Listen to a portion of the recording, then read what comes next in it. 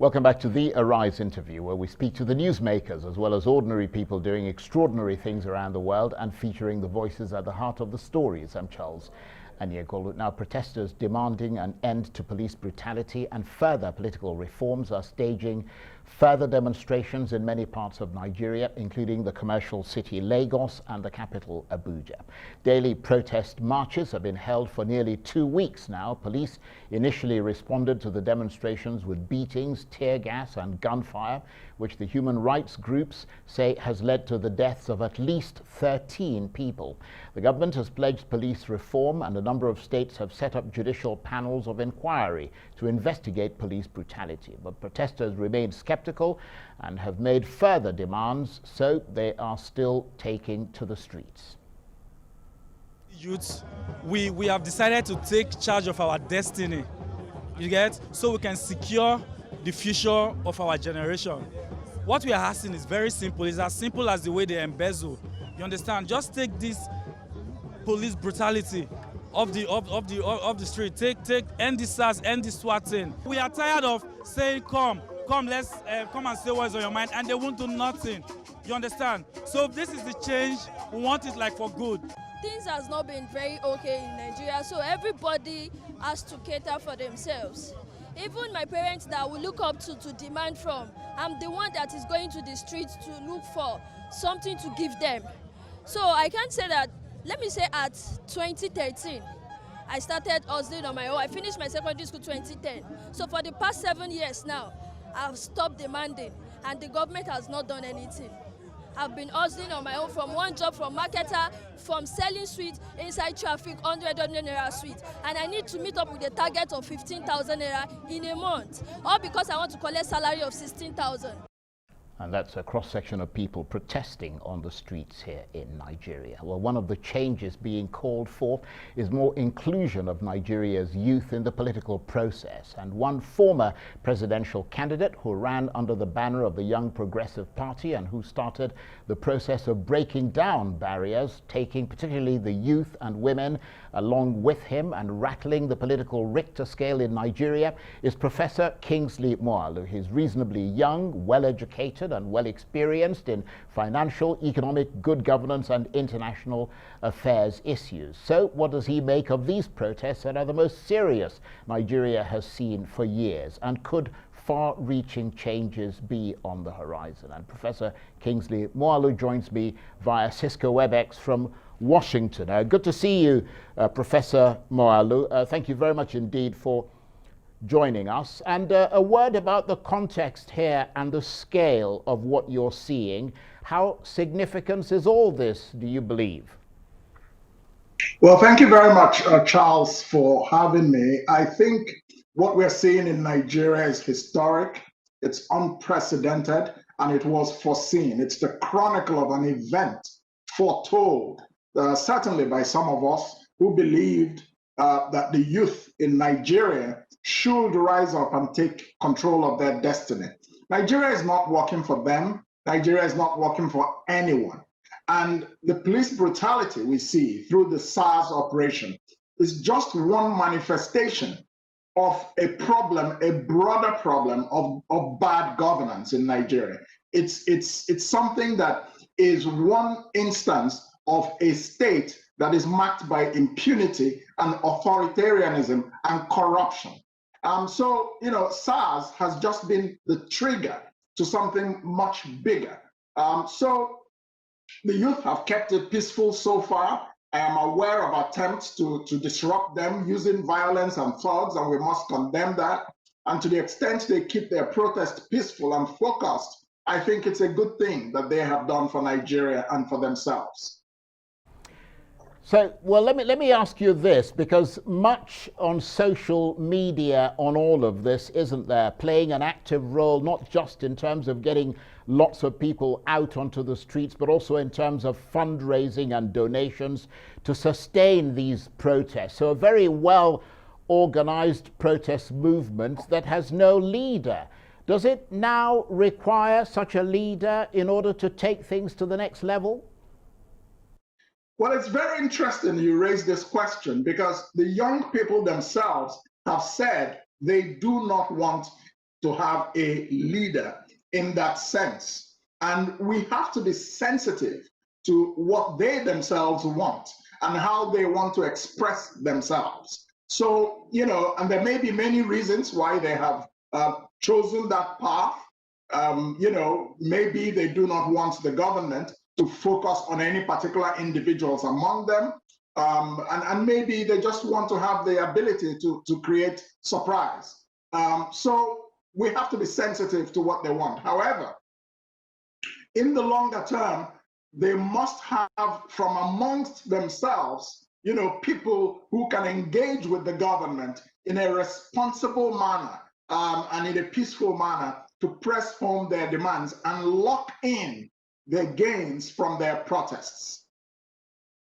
Well, I think a lot of people would agree with your analysis. I think it was, in fact, the Nigerian political commentator Doyin Okupe who wrote recently that in all dealings with governments around the world, everything ends up on the negotiating table. So these protesters need to go to that table as soon as possible, otherwise they'll lose the momentum of the gains they've made. And for that, you need some sort of leadership structure that can articulate their demands and take that to the negotiating table. I mean, do you agree with that school of thought?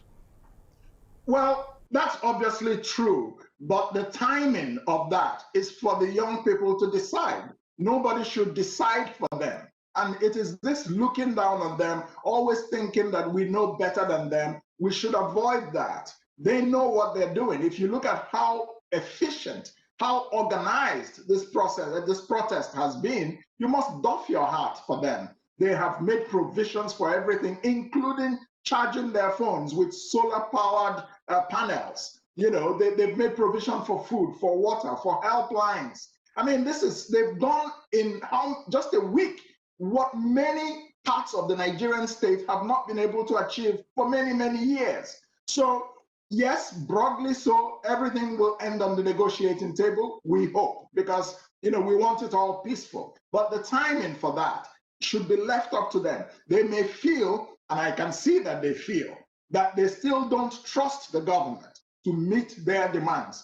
They're being answered with, oh, I assure you, oh, I assure you. We have seen many of these kinds of assurances for many years. Let's take police brutality, just for one example.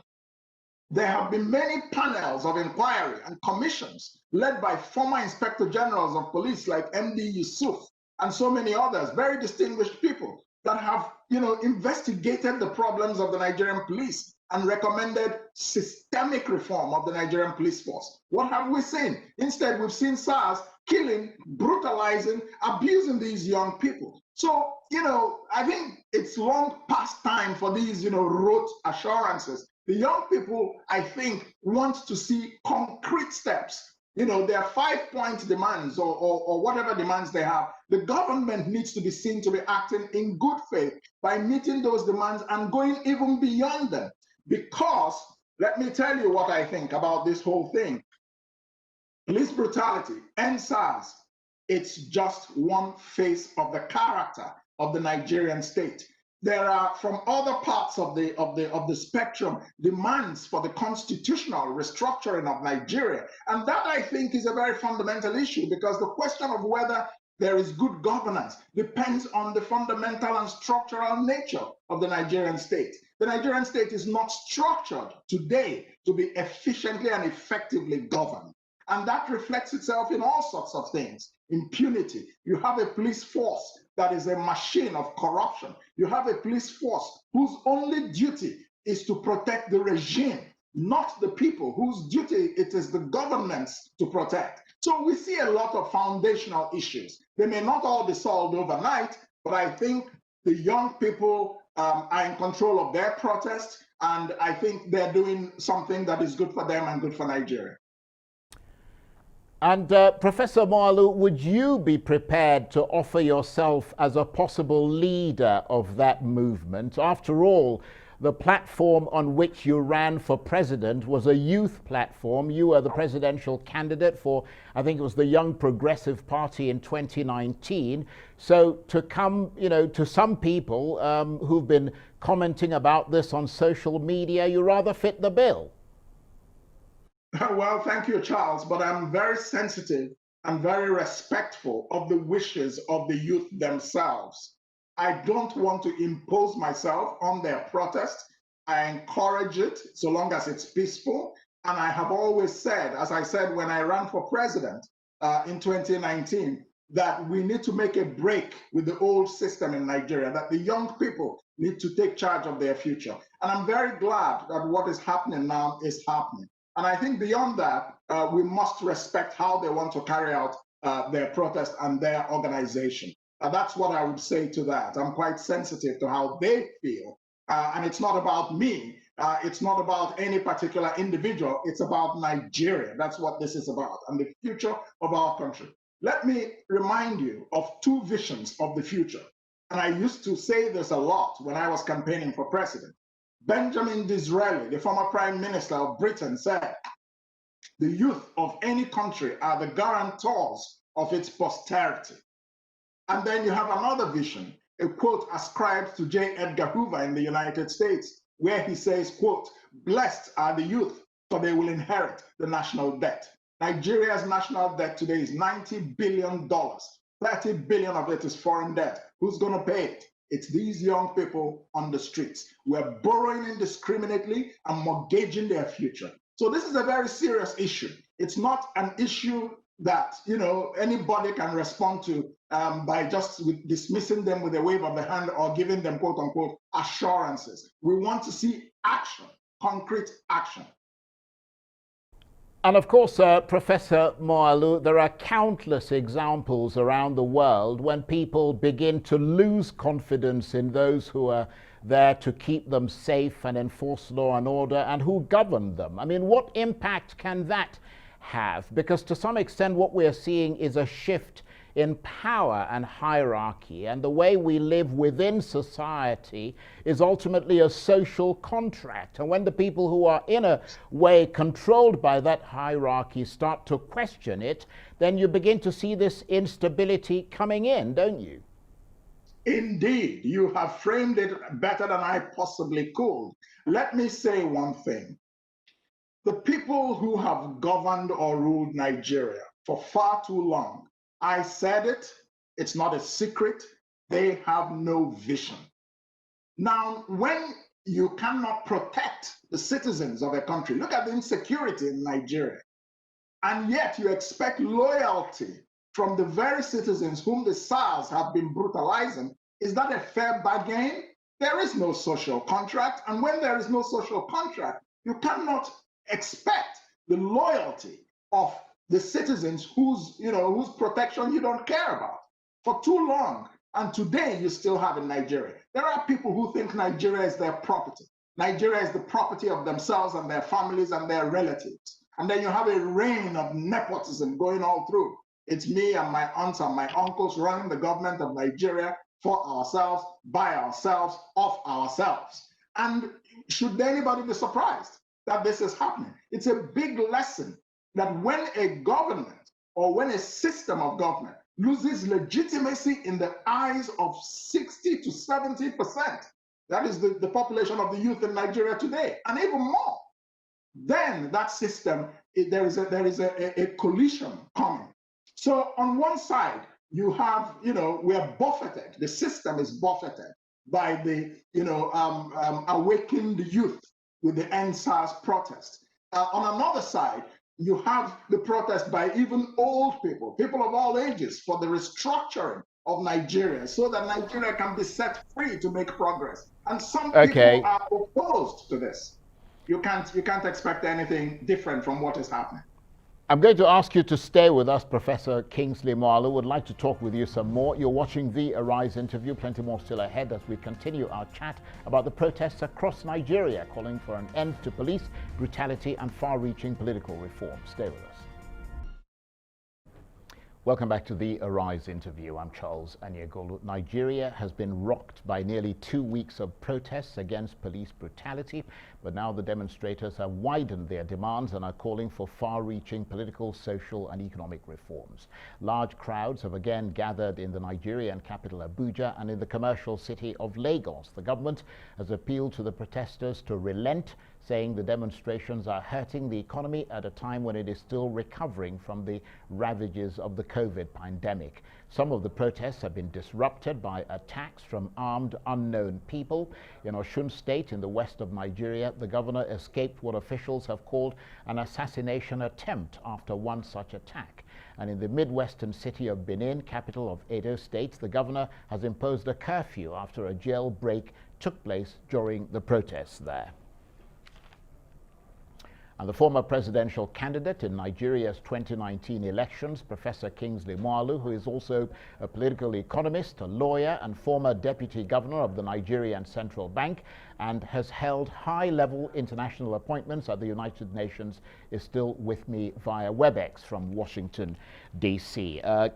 Professor Moghalu, thank you very much indeed for staying with us. Now, the authorities in Abuja have banned public gatherings ostensibly because they violate COVID-19 safety protocols, but the protests have continued in defiance. We're hearing of people we don't know disrupting the protests in various places in Nigeria. Does it surprise you that the authorities have shown considerable restraint so far in the face of the flouting of this ban, for instance, and the fact that we're seeing sporadic incidents of violence around the place?